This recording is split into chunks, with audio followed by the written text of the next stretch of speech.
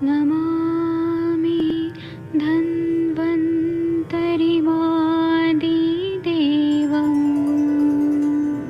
सुरासुरैर्वन्दितपादपद्मम् लोके जरामृत्युनाशं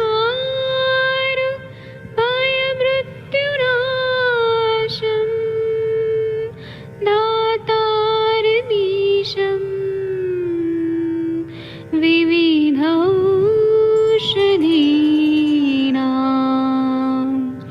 शङ्खं चक्रं जलौकां दधतं मृतघटं चारुतोर्भिश्चतुर्भिः सूक्ष्मस्वच्छादिरुद्यं शुकपरिविलसन् मौलिमं भोजनेत्रम् कालाम्बोदोज्ज्वलाङ्गं कटितटविलसत् चारुपीताम्बराढ्यं वन्दे धन्वन्तरिन्तं निखिलगदमिव प्रौढदावाग्निनीलम्।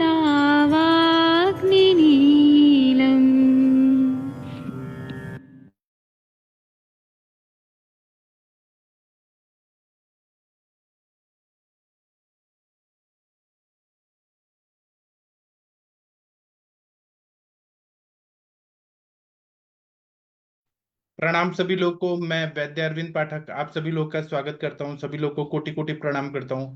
आइए आज हम लोग एक नए टॉपिक पे बात करेंगे, जिस टॉपिक पे बहुत ही कम चर्चा होती है लेकिन बहुत ही जरूरी है ये टॉपिक पे बात होना। हमारे पास पेशेंट ऐसे आते हैं कि डॉक्टर साहब हमारे पसीने से बहुत गंदा स्मेल आता है, तो उसकी क्या चिकित्सा है। तो आयुर्वेद में ही चिकित्सा है। एलोपैथी में तो वो लोग डिओड्रेंट दे देंगे, परफ्यूम दे देंगे, लेकिन वो मूल व्याधि पे कभी चिकित्सा नहीं करते हैं। कॉस्मेटिक चीजों से हम ऊपर से परफ्यूम लगा सकते हैं, लेकिन शरीर के अंदर से अगर कोई दोष दूष्य समूर्छना है तो वह अंदर से उसको ठीक करना बहुत जरूरी होता है। मैं यहाँ पे आप लोग में से कुछ लोगों को होस्ट बना दिया हूँ और अनम्यूट करने का भी ऑप्शन देता हूँ। आज हम लोग बहुत जो गंदा दुर्गंधित स्वेद होता है इस पे बात करने वाले हैं। आप सबके सब भारत के सर्वश्रेष्ठ चिकित्सक लोग हैं, सभी को मैं प्रणाम करता हूँ। तो अभी ये जो दुर्गंध वाला स्वेद जो रहता है वह ये बहुत सारे आम रोग में होता है। जहां पर जैसे कि ज्वर है, स्वेदावरोध है, वहां पर भी एक अलग तरह का स्मेल आता है। जो क्रॉनिक फीवर है, क्रॉनिक बीमार पेशेंट है, उनके जो शरीर से एक अलग तरह का स्मेल आता है। या आमावस्था बढ़ जाती है तो बहुत दुर्गंध स्वेद आता है। या जो लोग नॉनवेज रोज खाते हैं, मेरे पास कुछ मुस्लिम पेशेंट आते थे, तो मतलब सब लोग का नहीं है, वो लोग परफ्यूम बहुत यूज करते हैं, लेकिन कुछ मुस्लिम पेशेंट आते थे तो वो लोग में आमावस्था बहुत थी और बीफ खाते थे, मतलब गाय का मांस बहुत खाते थे। तो उनके वो जैसे ही एंट्री करते थे उल्टी आने जैसा गंदा स्मेल आता था। वो परफ्यूम भी लगा के आ रहे तब भी गंदा स्मेल आता था, कुछ अजीब तरह का आता था। और इसी तरह से मधुमेह जब रहता है, जब शुगर लेवल बहुत ज्यादा बढ़ जाता है तब भी दुर्गंध आता है। जब रीनल डिसऑर्डर रहता है, किडनी से रिलेटेड जितनी बीमारियां रहती हैं उसमें बहुत ज्यादा दुर्गंध आता है।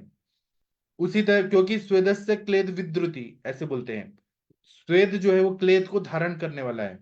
और भी मेटाबॉलिक एंड प्रोडक्ट्स जहां पे मतलब सारकिट विभाजन में कोई विकृति आ गई है उसमें भी दुर्गंधित स्वेद होता है।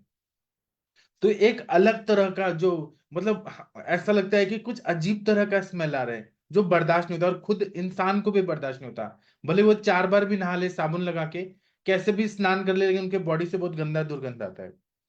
तो अभी क्या है कि इसमें आम पाचन चिकित्सा और रक्त की शुद्धि करने वाली चिकित्सा हमें करना पड़ता है।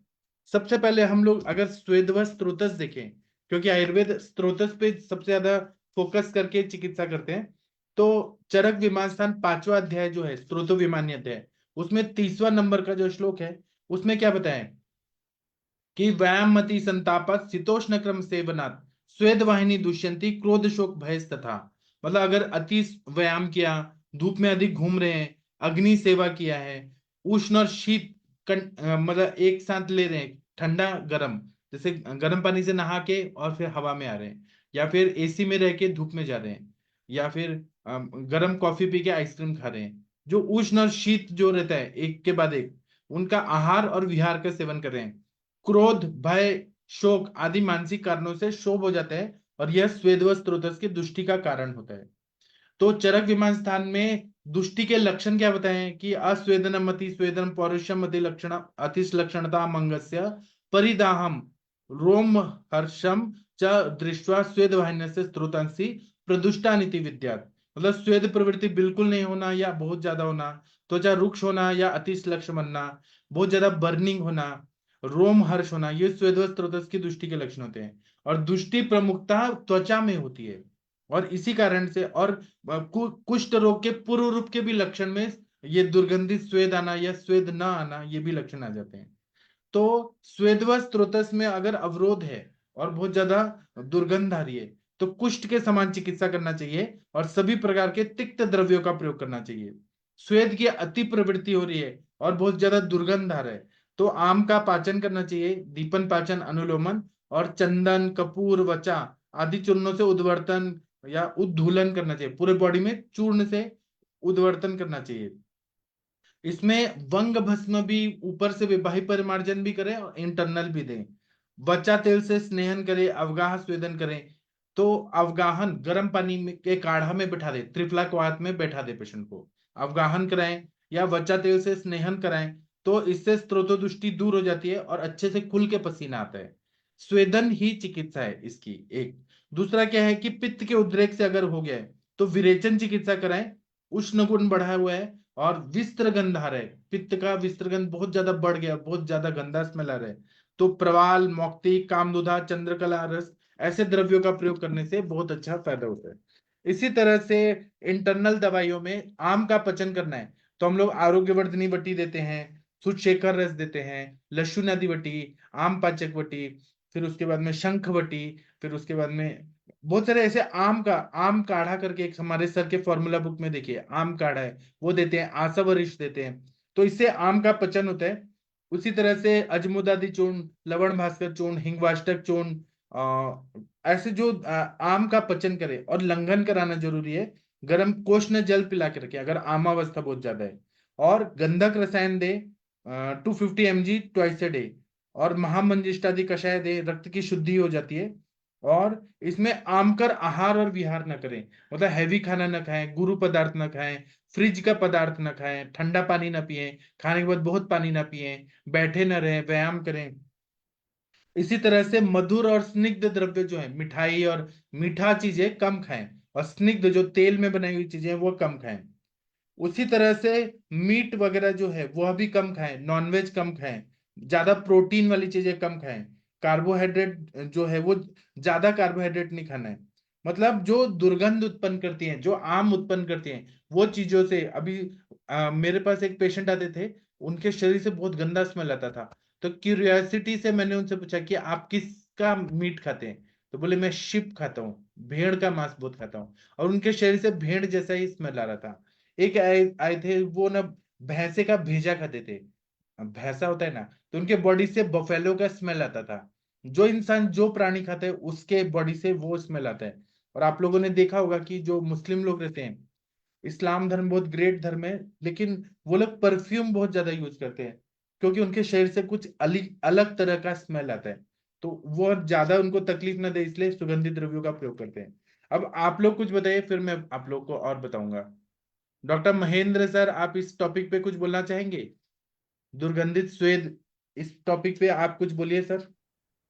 सर इसमें दीपन पाचन तो देते ही हैं, पित्त शामक भी देते हैं, इसके अलावा में जो सुगंधित अपने बताए हैं उनको देते हैं, जो सर्व सुगंध द्रव्य हैं उनका प्रयोग साथ में करते हैं, तो उससे काफी रिलीफ मिल जाता है। वैसे तो इससे ये आपने सही बताया, आम से भी आता है, और ये अपन एल्कोहल वगैरह जो प्रयोग करते हैं, धूम्रपान वगैरह करते हैं या फिर तंबाकू वगैरह प्रयोग करते हैं, उनको उसी तरह की बदबू उनके पसीने से आती है फिर बुरी तरह। तो उसमें हाँ, अपन दीपन पाचन करा के और संग में सर्व सुगंध द्रव्यों का भी उनके साथ में ही प्रयोग करा दें, तो उससे उनके बहुत अच्छा आराम मिलता है सर। जी।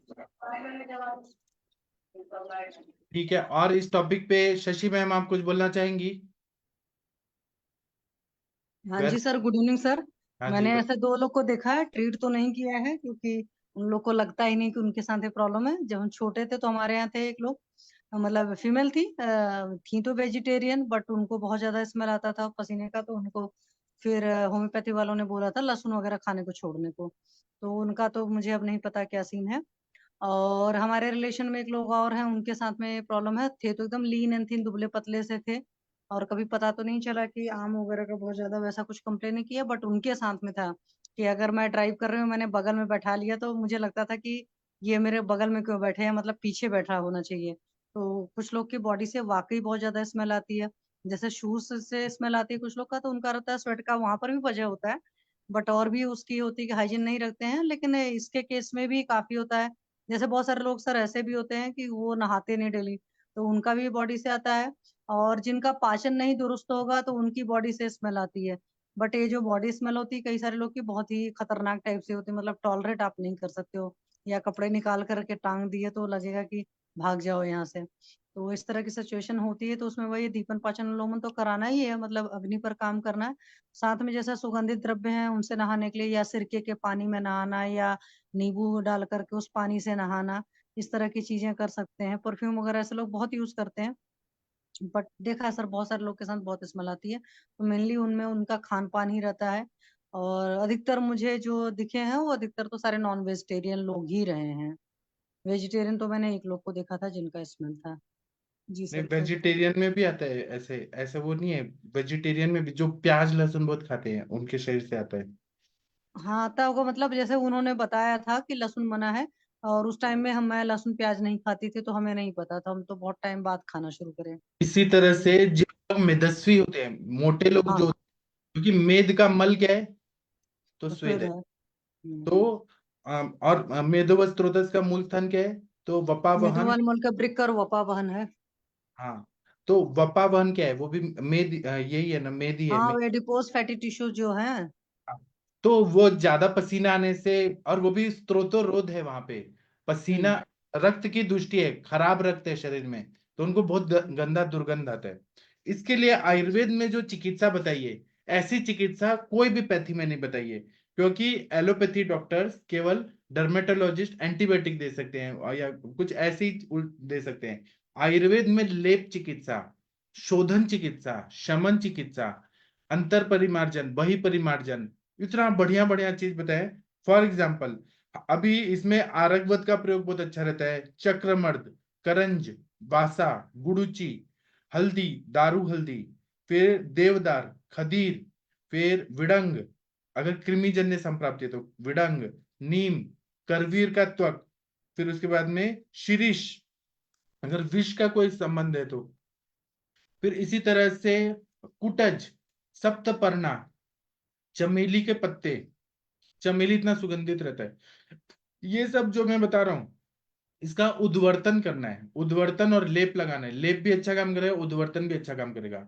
इसी तरह से मनशिला, फिर उसके बाद में लोद्र है, अर्जुन है, सर्ज रस है, पुष्ट है, फिर उसके बाद में हरिद्रा, दारू हरिद्रा, फिर पटोल पत्र, नीम, आरगवत, देवदार, शिग्रू, फिर उसके बाद में सरसों बहुत अच्छा काम करता है, धनिया, फिर मुस्ता, और केवटी मोथा करके एक वनस्पति है, वो बहुत अच्छा काम करता है।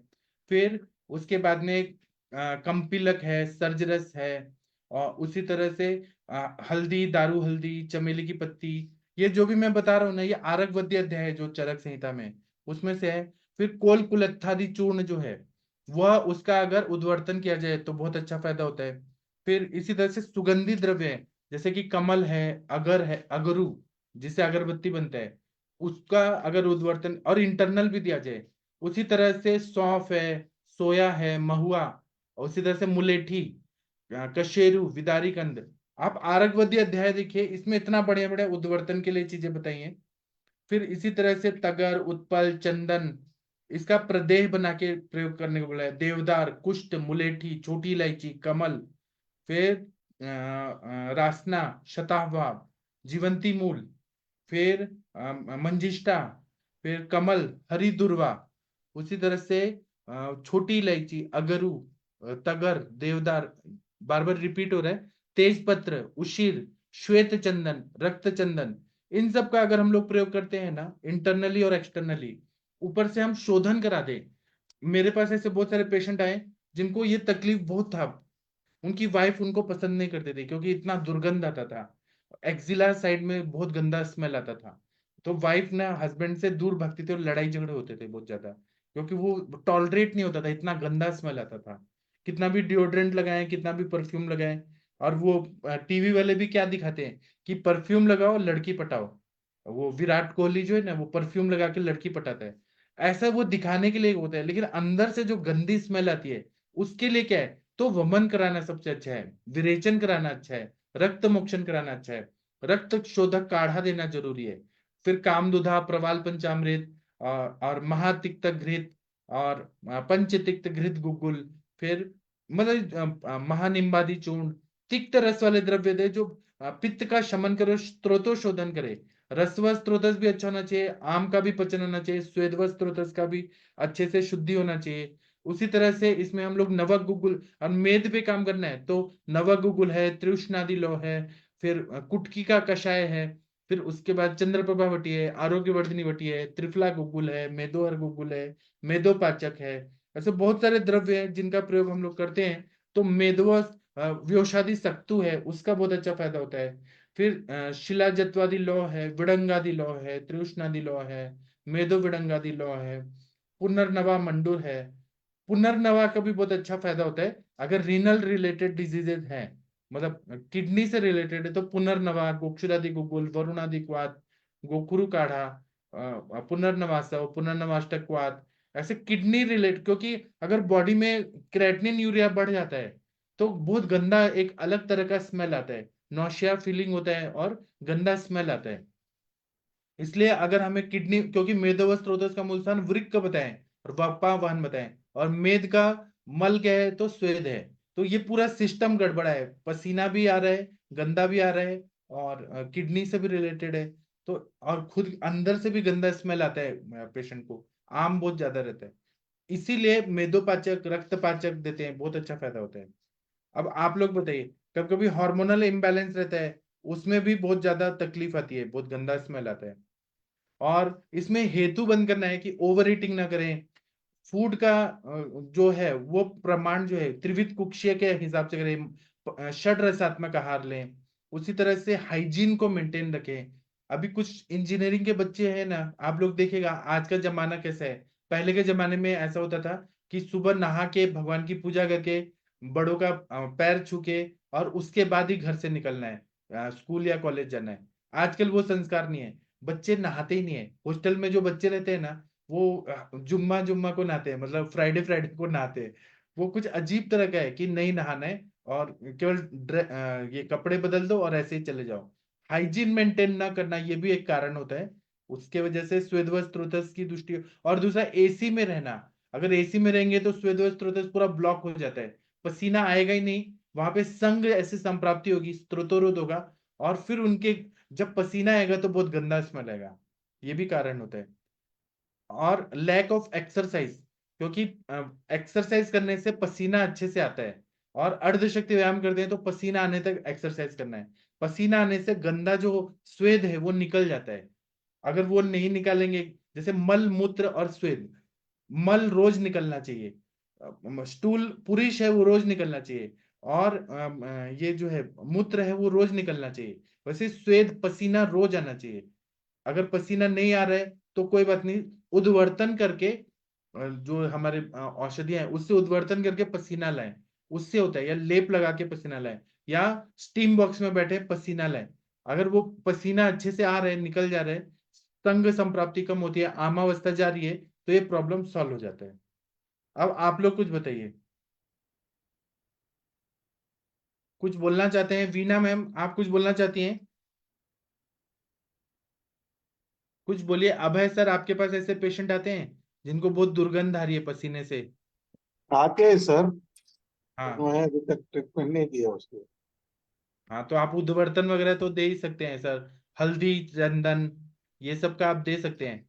आप उनको बोलिए कि हल्दी और चंदन का उद्वर्तन करो, उसका लेप लगाओ, उसका काढ़ा बना के पियो। ठीक है सर। हाँ डॉक्टर हरिहर सर, आपके पास ऐसे पेशेंट आए हैं जिनको दुर्गंधित स्वेद आ रहा है बहुत ज्यादा, और वो बोलते हैं आयुर्वेद की चिकित्सा कराओ। आप सर वमन कराइए ऐसे पेशेंट को। वमन करने से बहुत अच्छे से ये दुर्गंधित स्वेद वाला प्रॉब्लम है ना, वो सॉल्व हो जाता है। अजय जी बोल रहे हैं कि पतंजलि का जवादू पाउडर लेप के लिए। अच्छा, और कुछ बोलना चाहते हैं? वर्षा मैम आप कुछ बोलना चाहती हैं? हरिहर सर कुछ बोलना चाहते हैं इस टॉपिक पर? जी नहीं सर, आपने बताया तो बहुत बढ़िया बताया। हाँ अच्छा, जो हमको भी नहीं मालूम था। हाँ, इसमें हमें अच्छा ये बताइए। देखना पड़ता है कि स्थौल्यता है क्या, स्वेदाधिक्य है क्या, फिर आम कितना है, और उसमें मेद व स्त्रोतस से रिलेटेड क्या प्रॉब्लम है। अब मेदो व स्त्रोतस का भी हमें हेतु देखना पड़ेगा। तो मेदो व स्त्रोतस की दृष्टि में क्या बताए, तो ऐसे बताया कि अवयाम दिवा स्वप्नान मेद्यानाम चाति भक्षणात् मेदो वाहिनी दुष्यंती वारुणाश्चाति सेवनात्। मतलब अवयाम है, बैठे हुए काम कर रहे हैं, दिवा स्वप्न दिन में सोते हैं, खाना खा के तुरंत सो जाते हैं, और स्निग्ध गुरु शीत मेदकर पदार्थों का अति प्रमाण में सेवन करते हैं, अति मद्यपान करते हैं। इससे मेदो स्त्रोतस की दृष्टि होती है। कफ कर आहार, इसका सेवन भी।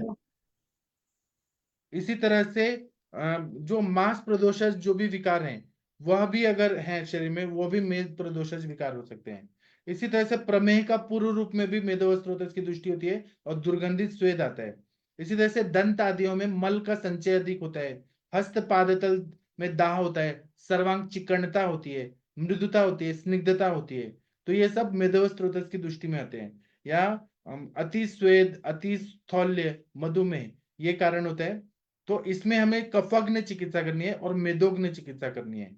तो इसमें हम लोग सत्तू देते हैं, जौ का भुना हुआ जो आटा रहता है वो देते हैं, सत्तू या वो नाचनी देते हैं। उसी तरह से शिलाजत्तू, गुग्गुल, कुंभत्वक, और जागरण कराना है पेशेंट को, सोना कम है उसको, व्यायाम कराना है, और मैथुन करने के लिए बोला है।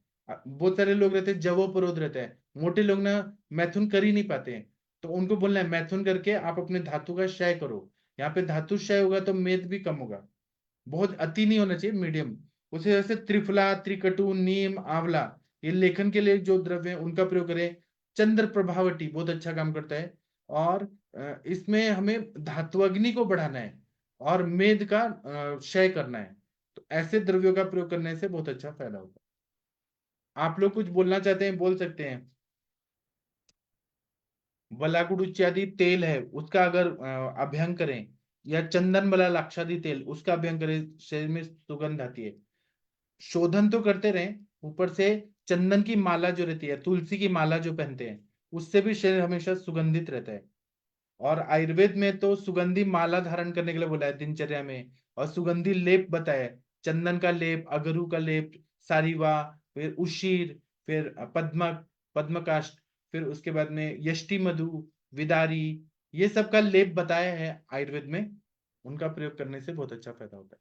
तो जैसे वर्णगण का काढ़ा पिए, कुष्ठग्न गण का काढ़ा पिए, और उदर्द प्रशमन, ये सब स्किन पे काम करने वाली दवाइयां हैं, इनका प्रयोग करें तो बहुत अच्छा फायदा होता है।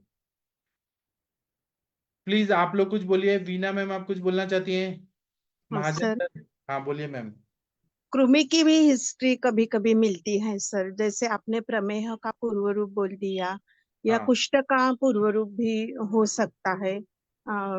तो उस प्रकार, और स्थौल्य, अ, ये भी कारण रहता है उसमें। तो मैं कृमि का भी देती हूँ सर। विडंगारिष्ठ, कृमि कुठार, ये भी किसके किसके हाथ को बहुत स्वेद आता है, हाथ एकदम, क्या बोलते हैं उसको, ओले ओले लगते हैं हाथ। हाँ, गीला गीला, हाँ गीला गीला लगता है। तो हाँ उसमें आपने बोल दिया वैसे ही उद्वर्तन ज्यादा देती हूँ मैं, स्नेहन और स्वेदन कंपलसरी देती हूँ। मेरे पास नहीं बुलाया तो घर में स्वेदन करने से, गर्म पानी, ज्यादा गर्म पानी से स्नान करने से बोलती हूँ सर। तो स्नेहन स्वेदन ने आप मैंने बोल ही दिया। और प्रमेह जैसा लग रहा है मुझे, स्थौल्य ज्यादा है, तो उसमें मैं चंद्रप्रभा या शिलाजीत वटी ज्यादा यूज करती हूँ उसमें। और उद्वर्तन के लिए दारू हरिद्रा, मंजिष्ठा, त्रिफला ये देती हूँ, और विरेचन भी मैं देती हूँ सर। जी हाँ, और हरिद्रा अमलकी भी उसमें दे देती हूँ सर। स्थौल्य है और अभी डिटेक्ट नहीं हुआ प्रमेह, तो भी मैं ये चालू ही कर देती हूँ। जी थैंक यू सर, इतना ही है- कहना था। हाँ, तो आप लोगों में से और किसी को कुछ कहना है इस पे? प्रीति मैम कुछ बोलना चाहती हैं? वर्षा मैम, राम कुमार जी, सुबोध जी, अजय जी कुछ बोलना चाहते हैं? राजकुमार बौर जी, महाजन जी, महेंद्र सर, अभय सर कुछ और बोलना चाहते हैं तो बोलिए। अभी मैंने तो सारे पॉइंट्स कवर कर लिए हैं। अभी मैं ये सेशन बंद करता हूँ। अब हम 9 बजे मिलेंगे क्लिनिकल समाशा में। जिसको जो भी पूछना है 9 बजे आइए, केस टेकिंग करेंगे। थैंक यू, प्रणाम सभी लोग को।